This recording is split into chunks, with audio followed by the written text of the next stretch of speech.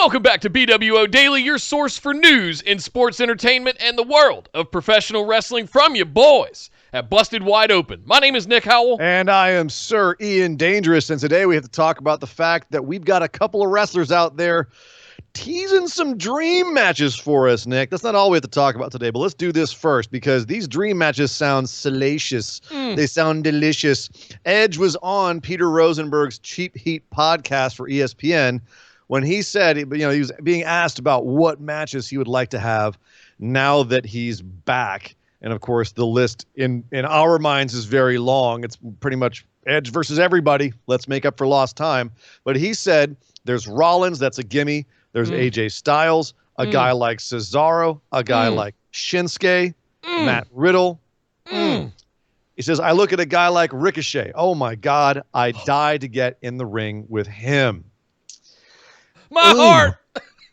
I can't. Hold on, catch my I only breath. have one thing to say about all of that, Sir Ian Dangerous, and it what's is, that, Nick? What's that? Put it in my eye holes. Amen. Amen. And the best part is Ricochet wrote back and he said, hey, Edge, I'm ready whenever you finish with Randy. I can wait. Hashtag on this day. So Ricochet's down. Edge is down. Edge did write back to Ricochet. Maybe not hashtag on this day, but I'll look forward to it, my friend. Basically saying, look, I'm out of commission right now with a torn tricep, but at some point we look forward to that. That tricep's going to keep him out for most of the rest of the year, if not beyond. So we may be having to wait for a while for these delicious possibilities of matches with Edge. He's also got to handle Randy Orton once he comes back. So we got to finish up with that, and then we might be able to get some of these. But definitely some nice things to think about. Also, on the NXT side of things, in case you didn't watch NXT this week, spoiler alert, there's now a double champ. They have a guy holding both the belts, and that guy is none other than the Limitless One himself, Keith Lee. Bask in his glory. Oh, bask in his glory. Oh, bask in his glory, because he is now double champ, North American champ, and heavyweight champ in NXT, and everyone's throwing the congratulations his way, as is well-deserved. But one of the people throwing him some love was Roman Reigns. He was interviewed for Sports Illustrated by Justin Barrasso, and he said, Keith was interviewed by Sports Illustrated, right. Not Roman. Keith was interviewed. Roman's still on the sidelines with his kids.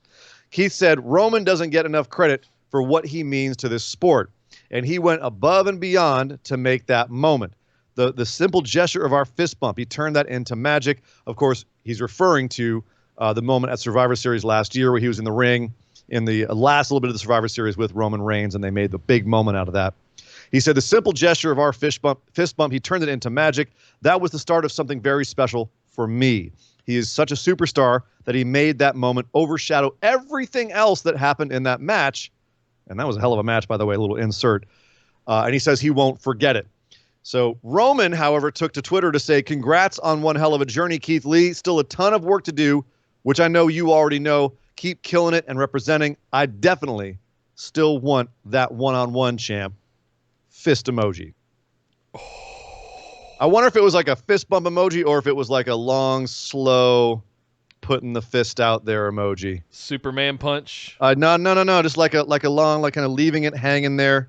Yeah. You know, there's only one other fist that could come together on that in WWE right now. I'm not saying. I'm assuming it's a fist bump. I'm assuming it's just fist bump. Roman Reigns is not reincorporating the Shield with Keith Lee. I mean, I could probably get behind that, but no, it's not. What if? No. But what if aliens? No. Okay, so that's obviously that's a very exciting idea. Keith Lee writes back saying, "The grind is forever, boss man. I'll most certainly look forward to it, and so will all of we." That would be to see that continued. It was I agree. It was magic, that moment with Keith and Roman last year. This doesn't feel like real life, Ian. I have to say, 2 years ago, not even 2 years ago, you and I were at the Globe in Los Angeles, and I was getting a bumper from Keith Lee at ringside. As he was at the night he won the championship in PWG. Like, he went on to win the championship that night. So, and, you know, a while before that, he was having a 5-star match in front of our faces out in the valley. So, in a tiny little sweat box. So it's It's a wild journey. It's a wild journey. Obviously, we're Wow. biased here on this podcast, Oh, and yeah. we will remind you all, don't you forget about Keith.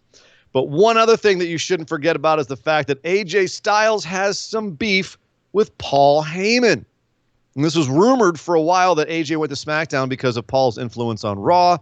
There was some feeling like he didn't like Paul's booking. People were saying maybe Paul was browbeating him or something. We didn't know what was going on. And we still don't. We just know that AJ's got beef with Paul because he was on his Mixer game channel, which is AJ, heads up.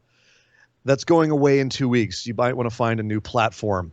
Just a hint. Yeah. But he was on Mixer and he said there was some. I don't know if I can do a Southern accent. There were some rumors going around that AJ Styles left Raw to go to SmackDown because he was being bullied. That may be the dumbest thing I've ever heard. I mean, I'm a grown man. If there was some bullying going on that upset me enough to leave Raw and go to SmackDown, I would handle it. And whether I got my tail beat or not, I'd still handle it. I'm a grown man. So let me just throw that out there. And when it comes like to a the rumor, true Southern boy. like a Southern boy. Now, when it comes to the rumor about Paul Heyman and being upset with him because he didn't take up for Gallows and Anderson before they got released, that's not what it was at all. Oh. It's not even close. I'll give you a snippet of what me, Gallows, and Anderson already know. Paul Heyman is a liar. Now you know. I'm sure you've heard that before. If you go back to his ECW days, you'll hear that. He's a bold-faced liar. So that's my take on that. I will let Gallows and Anderson add to it. My goodness. Well. So, By God. excuse the accent. But in all That was actually pretty good for what it's worth. It's in all seriousness. AJ saying that Paul is a bold-faced liar, which he's not wrong. Paul does have a history of kayfabe in the boys in the locker room. If you ever go watch anything about ECW, they'll all say, even the ones that still love Paul, will say, oh yeah, Paul would give us all the lines about the checks in the mail kind of thing. Tommy Dreamer was so mad at Paul at the end of ECW, he actually seriously thought about getting a gun and blowing off Paul's head in Madison Square Garden while Paul was doing commentary for Raw and then killing himself, which is dark as hell. And that's Tommy, who's one of the most diehard ECW guys there is. So you can imagine if Paul's going to rub someone the wrong way, you can imagine it's effective. And apparently That's what happened with AJ. Now, whether that refers to Paul saying that he was going to try to protect Gallows and Anderson or whether he promised AJ some sort of booking, we're not going to know until July 18th or shortly thereafter because both Gallows and Anderson have a no-compete clause with WWE until that day. And they have both said recently that they will talk about everything on their Talkin' Shop podcast after that date. That is apparently the inside of a Coors Light can from all of the artwork that I've seen so far. Yes. Yeah. Lots of beer drinking.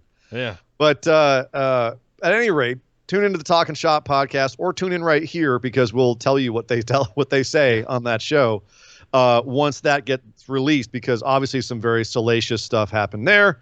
And as much as we like to concentrate on the wrestling, we also would kind of like to know what exactly happened here to make AJ jump ship to SmackDown, whether it was for better booking, the promise of getting the Intercontinental title, being rubbed the wrong way with Paul releasing Gallows and Anderson, and AJ being mad at Paul for that, even though ultimately it was Vince's decision, and he doesn't want to be mad at Vince or whatever that was happening.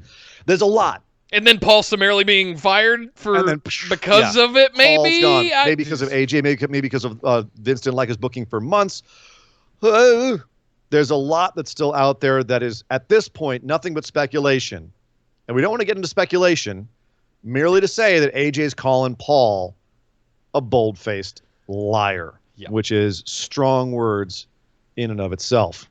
So, one last thing before we get out of here, Nick. Congratulations to Sami Zayn. He got his mobile clinic back up in Syria. It's been on and off. It's been going from fundraising to fundraising. And he just had a fundraiser. They got much more than their $50,000 goal, and he was able to actually restart the clinic. It is, as of right now, on the ground in Syria. It will be providing aid with the current resources that they have to at least 11,000 people. We actually did last week, Nick, on last Tuesday, we actually did a a piece on Sami for Syria and his mobile clinic. So check out our show, not this last Tuesday, the Tuesday before. Yeah. A little bit we call The Bright Side of the Ring. You can check out a whole thing we did about Sami for Syria there. It's a really awesome thing that he's doing and helping support through Sam's. And so congratulations to him. He did say on Twitter that there was a little bit of difficulty getting it going. He said launching the mobile clinic was delayed by a heart attack, border issues, and yes, a global pandemic, but it is here now. So far, it has treated an average of 126 patients, a day. So congratulations to Sami Zayn. A day, 126 patients a day. So doing good work over there in Syria, a part of the world that very much needs it. So you can go to Sami for Syria, SamiForSyria.com if you want to donate to help that run, because it is definitively helping people, and you can make a serious impact just by helping that out. So yeah, props to him. And finally today, Nick, happy birthday. Well, happy birthday to Gillberg. Dwayne Gill is turning 61 years old today. One of the great satirical wrestling gimmicks. You got to give it up for Gillberg. It's his birthday today. No, happy you don't. Birthday. Yes, you do. How dare you, sir? You do. Give some love for Dwayne Gill. Happy birthday, sir. Fine. Happy birthday, Gilbert. And that is the news. Thank you. Well, thank you, Sir Ian Dangerous, and thank you all for tuning in for another episode of BWO Daily. Make sure you slam that subscribe button and got your notifications set to all so you get notified anytime we put up a new episode, or go live on Tuesdays at 8 p.m. Eastern and Saturdays at 3 p.m. Eastern. Find all of our social media information and our link to our Discord community in the description down below, where we have live chats throughout all of the weeks and the week's shows. We've got Fight for the Fallen coming up. We've got Extreme Rules coming up. We've got Dominion and the final this weekend for the New Japan Cup between... That's tonight! Or tomorrow morning, depending on where you are in the world. Yes. Kazuchika Okada versus Evil for all the marbles. So who's going to go face Naito at Dominion? My God! We got a lot going on. You want to make sure you're in our Discord community so you can enjoy the live chats with all of our phenomenal ones. So make sure you get into there. But my name is Nick Howell. You can find me on Twitter at DataCenterDude. And I am Sir Ian Dangerous. You can find me on Twitter at Sir Ian Dangerous. And we will see you guys next time.